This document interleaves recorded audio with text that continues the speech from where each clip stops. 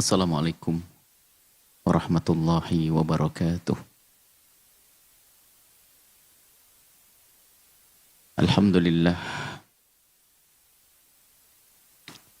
Nahmaduhu subhanahu wa ta'ala hamdan yuwafi ni'amahu wa yukafi mazidah. Ya Rabbana lakal hamdu kama yanbaghi li jalali wajhika wa azimi sultanik. Subhanaka la nuhsi thana'an 'alaika anta kama athnaita 'ala nafsik. Walakal hamdu walakal syukru 'ala dhalik.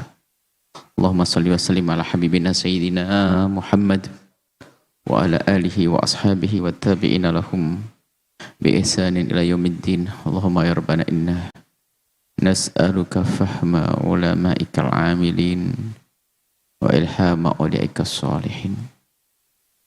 A'inna ya rabbana ala dzikrik wa syukri wa husni ibadatik. Warzuqna ya rabbana taubata qabla al-maut wa syahadata indal maut wal jannata ba'dal maut. Amma ba'd. Yang sangat kami cintai, kami muliakan, perindu ridha Allah, pecinta baginda Nabi Muhammad sallallahu alaihi wasallam, dimanapun Anda berada. Kita di majelis hikmah, kita masuki hikmah yang ke-152. Bunyinya adalah nasihat hanya akan berguna bagi orang yang punya insyaf. Sedangkan orang yang tidak insyaf akan mencari pembenaran atas kesalahannya, biarpun harus dengan kesalahan yang baru lagi, atau alasan palsu, bahkan mengada-ada sebuah alasan untuk membenarkan kesalahannya. Keinsyafan yang tidak lain adalah sesuatu yang tersembunyi di dalam hati. Dia tidak menyukai sesuatu yang ia lakukan terjadi kepada anaknya. Sebuah ketidakbaikan yang dilakukan seseorang, kadang dia menyadari kalau itu sebuah ketidakbaikan, cuman karena dikuasai oleh hawa nafsunya sehingga ia masih melakukan ketidakbaikan tersebut. Nah, ini karena tidak ada insyaf di dalam hatinya. Berarti insyaf itu adalah sesuatu tersembunyi dalam hati seorang hamba, yang kadang, yang sering tertutupi dengan ego atau kesombongan. Sehingga orang yang tidak insyaf itu dikuasai dengan kesombongan, sehingga nasihat tidak akan ada artinya bagi mereka. Nah, sekarang ayo kita cermati diri kita. Kalau kita tergolong orang yang susah dinasihati, tidak bisa menerima nasihat, maka sungguhnya kita tidak punya keinsyafan. Kita tidak biasa mendengar hati kecil. Itu seorang pezina itu tidak senang kalau anaknya dizinai. Dan tidak rela jika ada orang dizinai, jika anak kerabatnya dizinai, kalau akalnya masih sehat.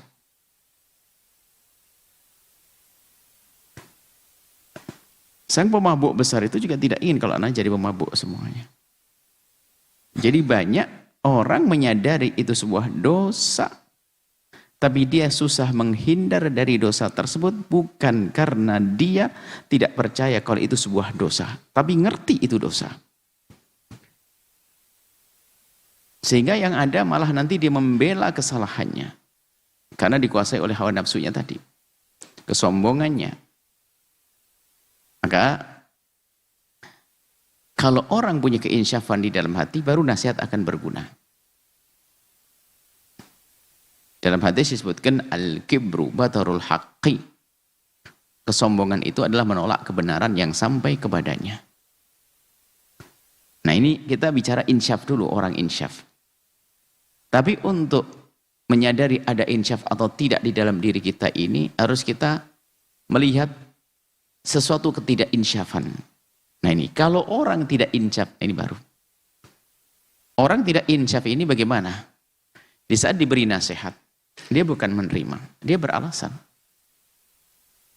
Dia banyak beralasan. Kalau dimulai daripada imamul mutakabbirin, imam. Jadi dalam dunia takabur itu ada imamnya. Pemimpinnya orang sombong adalah iblis, aba wastakbara. Coba iblis itu lihat. Di saat diingatkan itu, mengerti yang ingatkan adalah Allah.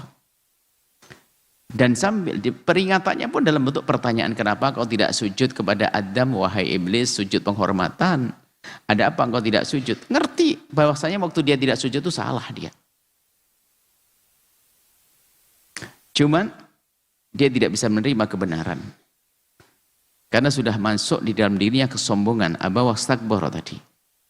Dia berhujjah, ana khairun minhu. Aku lebih bagus daripada dia. Kemudian terus pada zaman baginda Nabi SAW, lihat orang-orang yang mengingkari Nabi, apakah mereka itu tidak percaya Nabi Muhammad membawa kebenaran? Tidak, mereka percaya. Bahkan mereka tuh hampir atau mereka tidak bisa mengatakan Nabi Muhammad itu pendusta. Karena sudah Allah persiapkan dari masa kecil Nabi dengan kejujurannya, sehingga sampai seluruh Mekah mengetahui kalau Nabi Muhammad itu Al-Amin, orang yang sangat jujur, amanah. Sehingga sebetulnya sudah ada di dalam diri mereka itu ketidakmampuan untuk mengingkari kebenaran Nabi.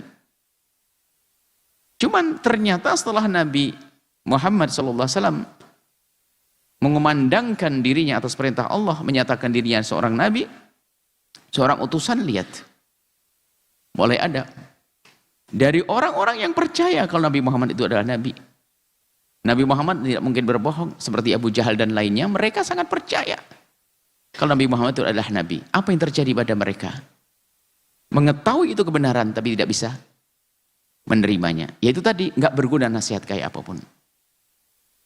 Nasihat tidak akan berguna bagi orang yang tidak ada keinsyafan di dalam hatinya. Nah sekarang kita mencoba ini. Biasanya kalau orang itu tidak insyaf alias sombong tersembunyi di dalam hatinya itu, kalau diingatkan, berhujjah seperti iblis pakai hujjah yang nggak jelas. Lalu mengatakan, ana khairun minhu, aku lebih bagus daripada Adam. Kau ciptakan Adam dari tanah, kau ciptakan aku dari api, ya Allah. Mulai kapan api lebih bagus dari tanah, dan mulai kapan tanah lebih bagus daripada api? Tidak ada. Cuman begitulah orang sombong berhujjah dengan hujjah yang nggak jelas. Hujahnya orang sombong itu palsu. Contohnya saja, dia sombong dengan mobil, pakai mobilnya orang petentang-petenteng, padahal mobilnya orang, itu kan hujah palsu, bukan milik dia. Padahal banyak utang dia. Nah ini palsu. Nah ini terjadi. Pada zaman Nabi SAW ada Abu Jahal dan lainnya. Nah kalau dalam dunia kehidupan kita, tentunya kita terapkan mulai dari iblis, turun zaman Nabi ada Abu Jahal dan seterusnya. Kita perlu sekarang membaca kehidupan kita. Apakah insyaf subur dalam diri kita? Atau tidak ada insyaf di dalam diri kita? Untuk mengetahui adalah urusannya di saat dinasihati. Ada bermacam-macam model orang tidak insyaf adalah di saat menerima nasihat. Di antaranya tidak mau dinasihati kecuali orang lebih alim dari dia, lebih hebat dari dia, lebih gede dari dia, lebih tua dari dia, lebih... Sehingga mohon maaf ada mungkin orang secara pendidikan dunia dia adalah seorang doktor ilmu ekonomi atau kesehatan sebagai seorang dokter dan sebagainya, atau apa, pebisnis dan sebagainya. Lihat, dinasihat oleh kiai kampung dia susah. Maunya ustadz yang terkenal. Padahal yang disampaikan ustadz kampung dengan yang disampaikan ustadz terkenal sama-sama mengandung kebenaran. Bahkan mungkin sama ceritanya, sama hukumnya. Cuman ada kesombongan tidak mau. Sehingga dia tidak mau belajar kecuali melalui ustadz tertentu. Ini model semacam itu adalah sebetulnya model kesombongan yang halus di dalam diri seorang manusia yang tidak insyaf. Dia tidak bisa menerima nasihat. Itu satu model. Sehingga kalau dinasihati, minta dinasihati oleh orang yang harus lebih alim dari dia. Lebih pintar dari dia. Lebih hebat dari dia. Nah, ini adalah masalah. Ya. Kemudian diantaranya lagi.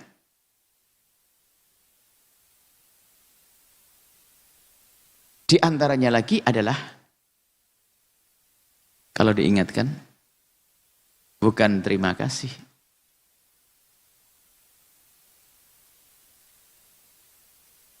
malah membalik. Kamu kan juga begitu. Ayo, siapa yang pernah seperti itu di antara kita?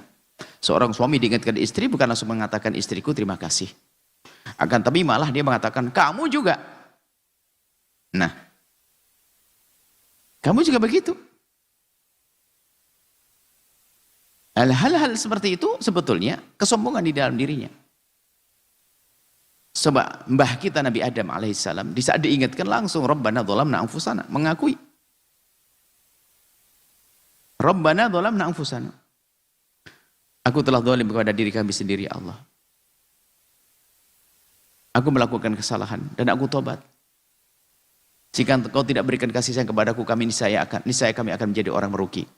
Ini sekarang maksudnya apa? Kita ini, maksud kami hari ini adalah untuk mencoba meraba-raba diri kita. Jangan-jangan kita termasuk orang-orang yang tidak punya insaf. Jauh dari surga. Jadi temannya iblis. Di antaranya ini, suka membuat alasan palsu, pembenar. Bahkan untuk membenarkan perilakunya adalah sesuatu yang salah. Pernah mungkin suatu ketika ada seorang pelajar atau santri atau apa, dia itu diingatkan. Rupanya yang mengingatkan itu salah. Mungkin ustadznya salah. Dia tidak melanggar, kemudian dia diingatkan. Kalau memang dia tidak melanggar, kan cukup mengatakan saya tidak melanggar, tapi masih dihukum dasarnya. Biarpun dihukum tidak boleh dia berubah.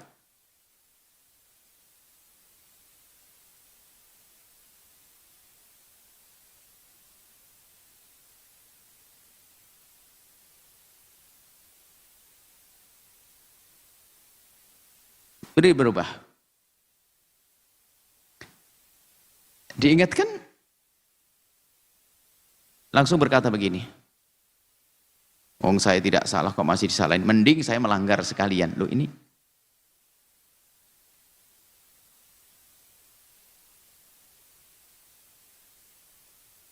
Menunjukkan adanya kesombongan di dalam dirinya.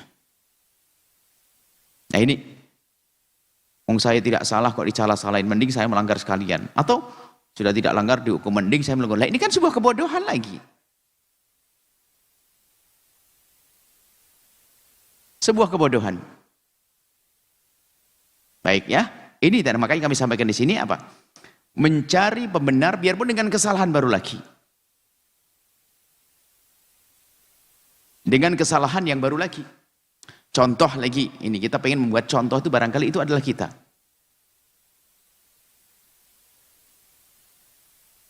Mungkin itu adalah diri kita sendiri dalam kehidupan sehari-hari kita. Misalnya begini nih. Lalu ada yang menegur dia. Kenapa kok kamu selalu begitu? Kamu ngelanggar terus dan sebagainya. Kalau suami menyalahkan, gimana saya tidak melanggar? Di rumah istri saya begini. Mohon maaf, na'udzubillah. Ada seorang melakukan kesalahan misalnya, sudah punya istri di rumah, lalu dia melakukan keharuman di luar. Kalau ditanya, kenapa begitu? Bukan insaf, mohon maaf. Ya Allah, saya ini. Lalu menyalahkan, gara-gara istri saya tidak perhatian sama saya. Atau seorang perempuan pernah saya mengatakan, karena suamiku tidak peduli kepada saya, maka saya melakukan yang haram. Itu kesombongan yang dahsyat, kelasnya iblis. Artinya, dia mencari pembenar dengan cara membenarkan perilakunya dengan kesalahan.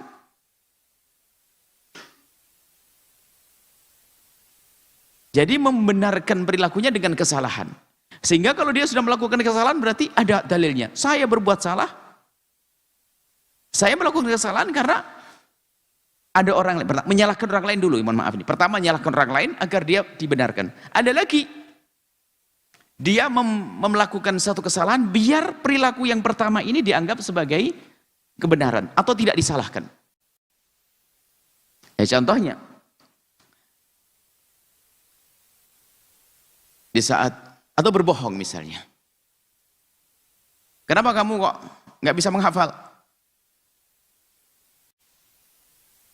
Kenapa kamu tidak bisa menghafal? Semestinya kalau dia ditanya kenapa kamu tidak bisa menghafal, jujur dan berkata, semalam lupa saya tidak murojaah ya Ustaz. Kan begitu. Tapi tidak, dia berbohong dengan yang lainnya. Lah, bohongnya ini cari pembenar agar dia tidak disalahkan lalu dia berbohong. Berarti dia untuk membenarkan perilakunya agar tidak disalahkan dengan melakukan bohongan. Mungkin dia mengatakan, saya sakit, sudah tidak jujur. Saya sakit semalam, saya tidak bisa menghafal. Kenapa bilang? Saya lupa, saya tidak menghafal, insya Allah saya akan tidak mengulang lagi ya Ustaz. Selesai. Dan alangkah banyak dalam dunia pendidikan ada anak-anak yang seperti itu. Sebenarnya tidak ada keinsyafan di dalam dirinya. Kalau disalahkan, bukan dia insyaf lalu menyalahkan orang lain. Bahkan mungkin mengatakan, oh pendidiknya keras, gara-gara dia keras makanya saya jadi keras. Tidak boleh seperti itu. Dalam hidup kita nggak boleh semacam itu. Sering mencari pembenar atas perilakunya, tapi itu dengan kesalahan. Mulai dari menyalahkan orang lain atau membuat kesalahan agar kesalahan yang pertama tidak dianggap sebuah kesalahan. Atau mungkin berbohong.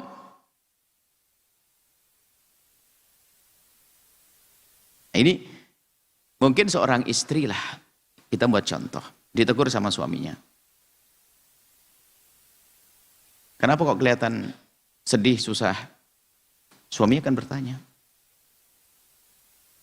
Padahal mungkin sedihnya dia karena satu hal. Mungkin dia lagi ingat ibunya dan sebagainya.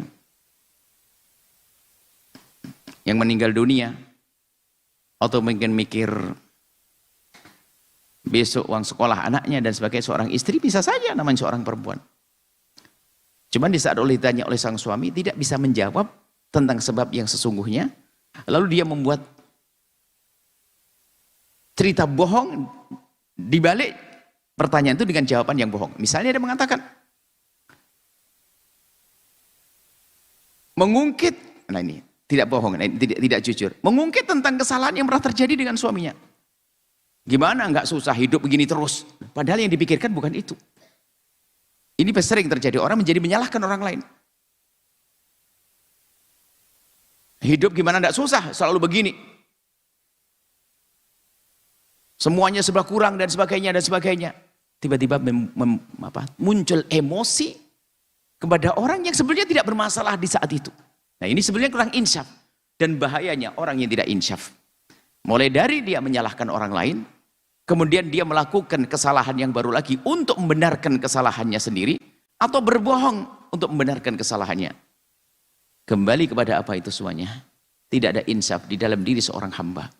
Tidak ada ketulusan. Tidak ada keinsyafan di dalam dirinya. Dan itu kesombongan yang menjadikan iblis terpuruk. Dan akan sengsara selamanya itu iblis. Kita ulang, nasihat hanya akan berguna bagi orang yang punya insyaf. Sehingga kalau dinasihati subhanallah, senangnya seperti mendapatkan hadiah. Hadiah dapat. Bahkan karena dia menyadari begitu pentingnya nasihat, nggak peduli bagaimana cara menyampaikan nasihat kepadanya. Sebagian orang pengen nasihat disampaikan dengan cara yang baik dan benar. Itu semuanya kesombongan yang halus. Kalau Imam Ghazali menggambarkan begini. Kebenaran kalau disampaikan itu ya terlihat sebagai kebenarannya. Kalau kamu orang insaf tidak perlu minta cara. Contoh saja. Suatu ketika ada kalajengking merambat di baju jaketmu. Jaket kan tebel nggak kerasa. Itu jaket kalajengking sudah merambat di punggung, sementara lagi ke leher. Kalau sudah ke leher, pasti engkau akan refleks, pasti tanganmu akan memegang sesuatu yang menyentuh atau ada di lehermu. Setelah itu kamu akan kena sengat. Temanmu yang di belakangmu itu ngelihat kalajengking merambat, dia nggak mau kalau kalajengking itu nanti nyengat dirimu, sehingga dia dengan keras langsung dipukul kalajengking. Sampai keplak jatuh, kaget dia sampai mati. Kalajengking mati dipukul itu. Apakah Anda akan marah lalu melihat, kurang ajar kamu ini? Padahal sedang lihat kalajengking mati. Kurang ajar, kenapa kau pukul keras-keras kamu ini? Tidak ada, dia akan berterima kasih. Kalau tidak langsung dipukul kena leher nanti. Kalau sudah leher, merasa menyentuh leher, dia akan refleks. Setelah refleks kan disengat. Sebetulnya orang mengingatkan ya seperti itu. Biarpun caranya nggak benar, kalau itu sebuah kebenaran, kenapa kita tidak bisa menerimanya? Hanya karena kita diperlakukan tidak lembut dan sebagainya kita bisa menerima. Sombong itu. Memang di sisi lain nanti ada adab di saat kita ingin menyampaikan kebenaran, hendaknya kita dengan kelembutan, dengan cara yang baik. Dengan cara yang baik. Akan tapi mari kita bangun keinsyafan di dalam diri kita. Jika ada orang mengingatkan kepada kita, terima. ucapkan terima kasih, khususnya rumah tangga suami istri. Sehingga sering kami sampaikan satu ya catatan atau mungkin slogan atau bagaimana, terserah apa namanya, di rumah kita itu harus membiasakan dengan cara hidup yang indah dengan mudah mengingatkan dan mudah diingatkan. Ada orang mudah mengingatkan tapi susah diingatkan, sombong dia. Mengingatkan pandai, tapi diingatkan gilirannya marah, giliran diingatkan marah. Atau dia adalah pandai diingatkan tapi mengingatkan penakut dia. Ini kurang ajar juga, menjerumuskan kawannya. Yang indah dalam rumah tangga adalah mudah mengingatkan dan mudah diingatkan. Mudah mengingatkan, artinya kita senang mengingatkan jika ada yang salah. Sebelum terlanjur jauh salahnya. Dan jika diingatkan, kita penuh kebanggaan berterima kasih. Mengucapkan terima kasih, ngasih hadiah kepada siapapun yang ingatkan kita. Bukan marahnya dulu, kalau marah itu namanya kesombongan. Dan kesombongan tidak akan menjadikan orang beruntung. Kesombongan hanya menjadikan orang terjerumus dalam kehinaan. Seperti iblis terjerumus dalam kehinaan karena kesombongannya. Aba wastakbaro. Kita baca lagi, nasihat hanya akan berguna bagi orang yang punya insyaf. Sedangkan orang yang tidak punya insyaf akan mencari pembenaran atas kesalahannya. Biarpun harus dengan kesalahan yang baru lagi. Atau alasan palsu. Bahkan mengada-ngada sebuah alasan untuk membenarkan kesalahannya.